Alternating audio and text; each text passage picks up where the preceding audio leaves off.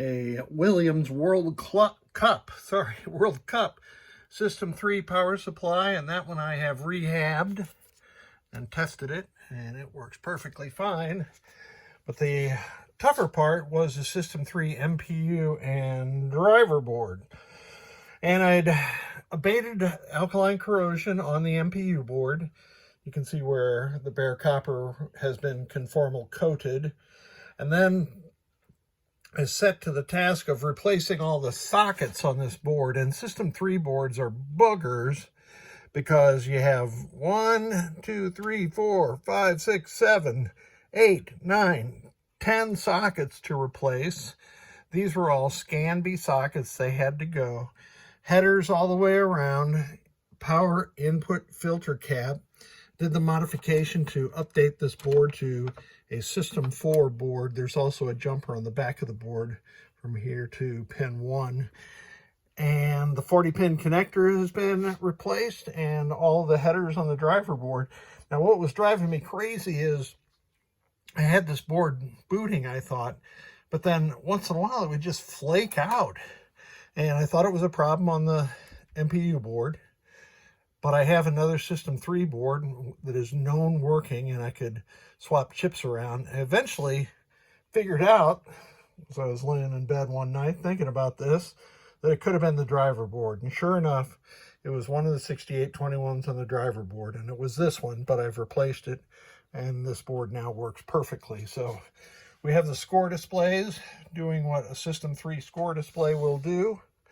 Let me get some power over to the solenoid tester. I've done this enough times, I should see that the coin lockout LED is lit. And a track mode for System 3 World Cup was rather dismal, so that is all you see. To put a System 3 board into test, you have to press the diagnostic button and watch the LEDs. That means it's in test. Displays are blank. Press the coin door button and get it into auto. And it is driving the displays perfectly now. This board set has been just kind of a booger. So the displays are working correctly, and the next test is lamps. And those are working correctly. And the next test is solenoids.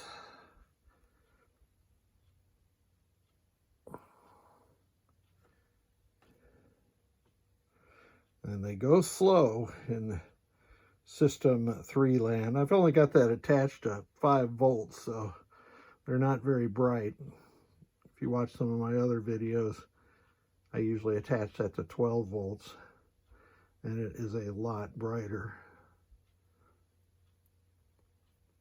And the coin door light, coin door lockout will extinguish, and now we'll do the 6 special solenoids. I've got a new design for this board I'm talking over with my favorite diagnostic board maker, Mr. Victor Tan. Let me connect this thing to 12 volts.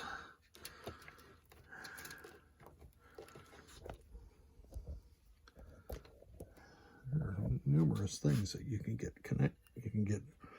hung up on a display like that. So there we go. We've got quite a bit more brightness from those. And then let me test the switch-driven special solenoids. Wouldn't you know it, we're colliding here. So after it passes, I'll get all of them. Boy, that's slow. 1, 2, 3, 4, 5, 6. So I'm just grounding the pins on the switch inputs and causing the special solenoids to fire. Test 3 is the switch matrix test. World Cup. I don't have how far that goes up, but let's go down column 1, showing that all the rows are working, and also column 1. And here is row 1.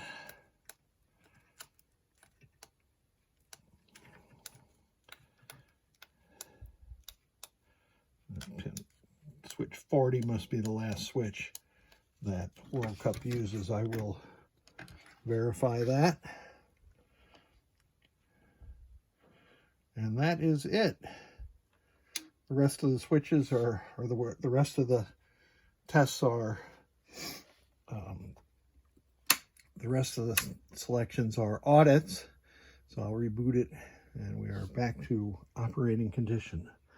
Thanks so much for your patience as I work through this devil. Thank you so much.